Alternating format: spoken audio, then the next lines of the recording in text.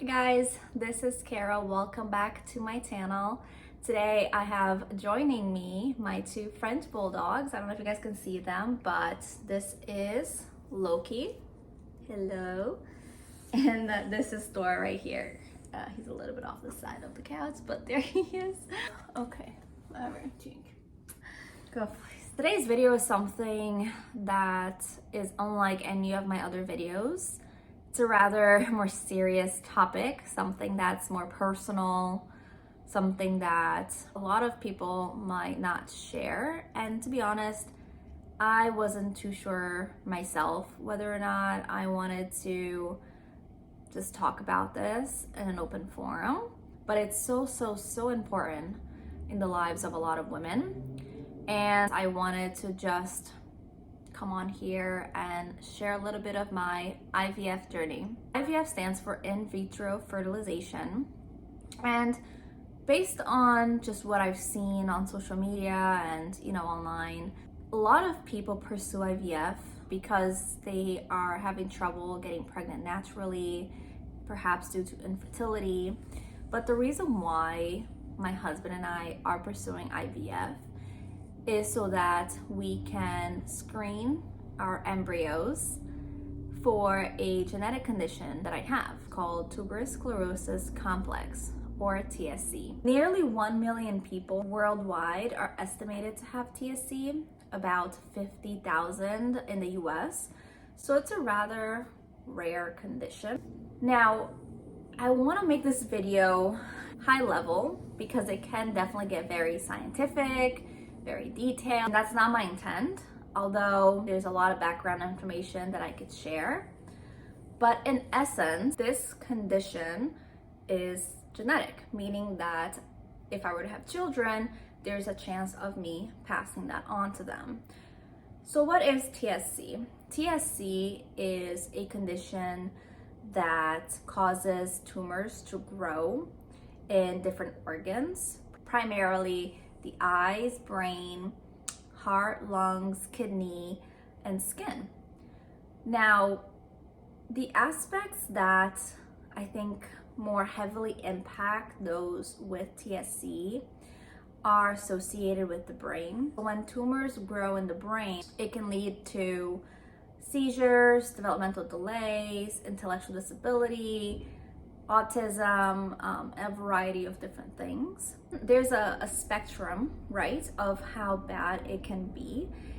And without going too into the science and the details of it, because I definitely don't want to misspeak, get anything wrong, but there is a 50% chance that if I don't do anything and we were just try to have a baby naturally, that I would pass this on. Now, even though I have a mild case, meaning I don't really suffer from seizures, I don't have any developmental delays, autism, none of that. Although I do have the tumors in my brain and kidneys, variety of different places. I just don't really have that great of an impact to my everyday life. But that does not mean that would be the case with my offspring. Because I'm so mild, if my child were to get it, odds are that they would get the full brunt of it. And if they don't get it, then they'll be completely fine. So that's where the 50-50 comes in. 50% chance of them getting it. If they do, they will probably have a very strong presentation of it. And then if they don't, they're in the clear. They wouldn't pass it on to their children in the future. That's where, IVF comes into place because we don't really want to take the chance. 50-50 is like flipping a coin, which we don't want to do. So the purpose of IVF is to retrieve my eggs so that they can get screened for TSC. The lab would essentially tell us which eggs have, and that way continue on the journey with the eggs that are cleared or don't have TSC. The reason why this process isn't very black and white for me personally is because there are two genes that have been identified as being TSC genes, TSC1 and TSC2. However, 10 to 15% of people don't know which gene mutation they have, myself included. There's a few reasons why those 10 to 15% of people don't know their mutation. It could be that their mutation is so small that the technology today can't pick it up, or even that there's a third TSC gene that's just not yet known by science. So back when I was first diagnosed, I think around 2009, 2010, I did a conventional genetic screening test and no mutations were identified. In the last 10 years, I've done 3 of those. None of them picked up any TSC mutation. I've gone through a very lengthy process to identify my gene. And without taking too much time dedicated to this portion, essentially, I enrolled in a research study at Brigham's Women's Hospital that focused on people who had mosaic TSC, or TSC that just really wasn't identified through conventional means.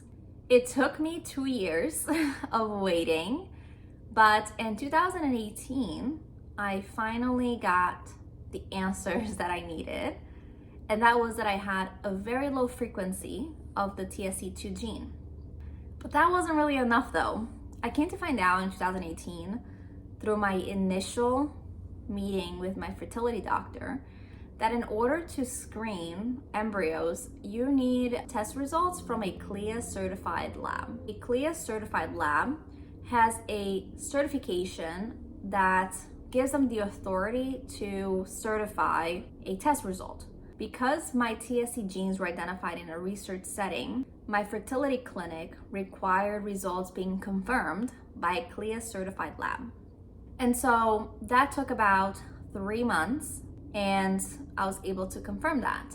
But in between getting my research validated results and getting my CLIA certified results, I had a whole lot of things happening in my life. I got married, I bought my first home with my husband, we got 2 pups, and COVID happened. So our baby project was kind of on the shelf for a little bit.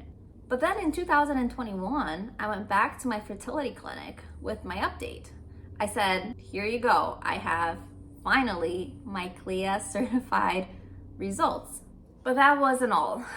They then told me that I had to get the CLIA certified results confirmed by a laboratory specialized in pre-implantation genetic testing, or PGT. As you can tell, there's just been a whole lot of stopping and going, research gathering, sharing of information for the last several years.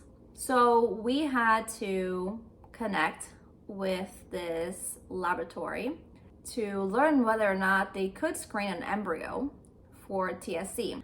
And long story short, they could. So finally, I think, knock on wood, we are okay from a genetic screening perspective. So I went back to the fertility clinic and, we're all on the same page that yes, we can screen embryos. Then we had to get on to blood work, and lots of it.